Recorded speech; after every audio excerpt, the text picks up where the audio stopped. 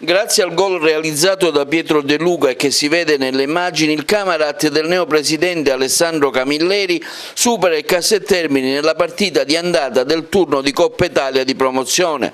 Il match si è disputato in notturna nella splendida cornice dello Stadio dei Salaci, alle pendici di Monte Cammarata. Ha visto le due formazioni agrigentine giocare a viso aperto. Nel primo tempo, dopo il gol subito a freddo, la squadra di Angelo Vecchio ha sfiorato il pareggio con Spinello e reclamato perfino un calcio di rigore per un atterramento di Valenti. Il Camerata poco prima del riposo ha colpito anche una traversa piena con De Luca, palo a metà ripresa con lo stesso attaccante palermitano. Domenica prossima il ritorno a campi invertiti. Intanto la gara Mussomeli-Pro Favara di eccellenza di andata primo turno di Coppa Italia è stata rinviata a mercoledì 29 agosto, sempre allo stadio comunale Alfonso Virgilio di Campofranco, a seguito del gravissimo lutto che ha colpito la società nissena per la grave perdita del cronista fotografo di Mussomeli Enzo Barba, di 44 anni, deceduto insieme al padre Salvatore, di 75 anni, e alla sorella Flavia, di 25 anni,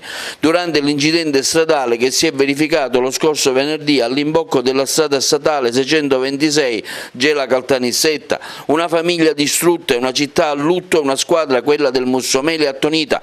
Anche la società del Pro Favara e la sua dirigenza tutta, con i due presidenti Rino Castronovo e Lino Sanfilippo, hanno espresso le proprie condoglianze alla società del Mussomeli per la terribile tragedia che ha subito. Il prossimo mercoledì la squadra nissena scenderà con la fascia di lutto al braccio. Intanto in casa Acragas un gruppo di giovani si sta allenando per il debutto domenicale del prossimo 2 settembre per la Coppa Italia allo stadio Esseneto contro il Salemi.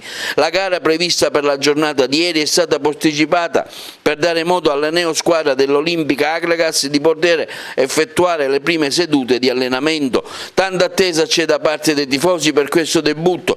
C'è infatti parecchia incertezza da parte di tutti per l'esordio di una squadra che fino all'anno scorso militava nella serie del professionismo del calcio che conta e che ora varcherà i campi di calcio delle periferie che fino a qualche mese fa sembravano molto lontane.